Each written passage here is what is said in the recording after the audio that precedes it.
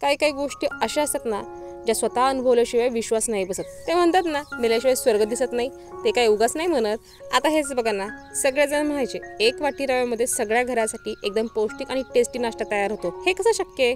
पण म्हणलं चला करून बघूया। तर इथे मी 1 वाटी रवा घेतलेला आहे, अर्धी वाटी दही घेतले, त्यात काही आवडीनुसार आपल्या भाज्या घालून घ्यायच्यात एकदम बारीक चिरून, त्यात घालायचं आहे पाणी आणि थोडंसं हलवून 10 मिनिटं तसंच ठेवायचं। त्यानंतर पुन्हा थोडंसं पाणी घालायचं आहे, एकसारखं हलवून घ्यायचं आहे। त्यानंतर त्यात घालायचं थोडासा कढीपत्ता, कोथिंबीर, चवीनुसार मीठ आणि थोडासा इनो त्यामध्ये घालून पुन्हा एकदा हलवून घ्यायचं व्यवस्थित आणि मीडियम साईज बॅटर आपल्याला बनवून घ्यायचं आहे। तोपर्यंत आपट्याचं भांडं गॅसवर तापायला ठेवायचं आहे, त्याला सगळ्या बाजूनी तेल लावायचं आहे आणि तयार केलेल्या बॅटरमधलं थोडं थोडं बॅटर ह्यामध्ये घालून घ्यायचं आहे। सगळ्या बाजूनी पुन्हा एकदा तेल लावून झाकण ठेवायचं आहे आणि फक्त 2-3 मिनिटांसाठी लो टू मीडियम फ्लेमवरती आलटी पलटी करून तेल घालून त्याला छान शेकून घ्यायचं आणि याबरोबर खाण्यासाठी बनवायची हिरवी चटणी किंवा सांबर आणि खरंच एकदम टेस्टी आणि हेल्दी नाश्ता तयार होतो। तुम्ही सुद्धा नक्की ट्राय करा। व्हिडिओला लाईक आणि चॅनलला सबस्क्राईब करा।